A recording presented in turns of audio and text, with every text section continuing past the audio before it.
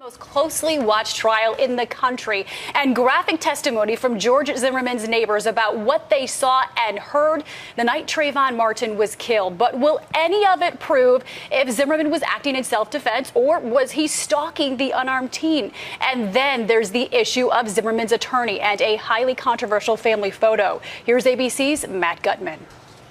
This morning, this selfie by defense attorney Don West stirring even more controversy into the Zimmerman murder trial, already the most racially charged in memory. West is pictured with two of his daughters eating ice cream cones. The caption, "We beat stupidity celebration cones." A representative for West said he shot it Monday, but one of his daughters, Molly, posted the picture Thursday after West spent nearly 2 days attacking the credibility of the prosecution's star witness, in part by exposing her inability to read this letter. I don't read cursive.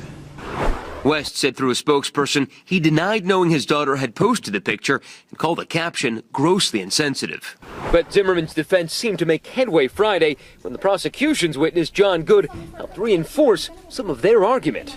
The person who you now know to be Trayvon Martin was on top, correct? Correct. And he was the one who was raining blows down on the person on the bottom, George Zimmerman, right?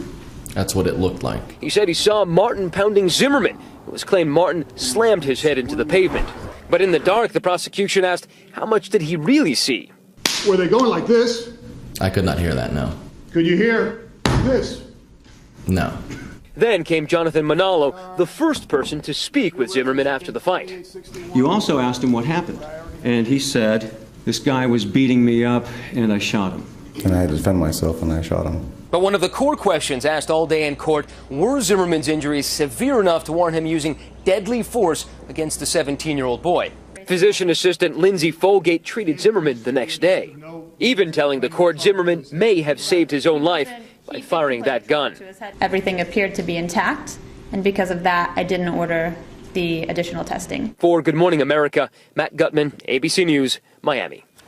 So much to discuss here, so let's bring in legal analyst and defense attorney Deborah Blum. Deborah, good morning to you. Good morning. Thank you. We heard Jonathan Good, the neighbor, say that he saw Trayvon Martin on top of George Zimmerman. Is that a big blow to the prosecution's argument here? I don't think that it is. 3 other witnesses testified that they saw Zimmerman on top.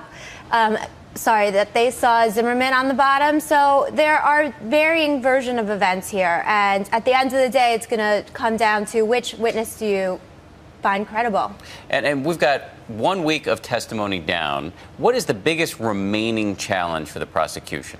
I think for the prosecution, their biggest challenge is going to be proving second-degree murder. And can they do that? I mean, what's the bar for that?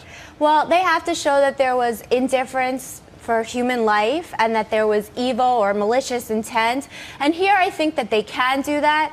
Also, the defense is going to have to show that Zimmerman's use of lethal force was justified. And I don't believe, based on the testimony so far, that they can show that. It's going to be up to him to testify and explain why his lethal force was justified.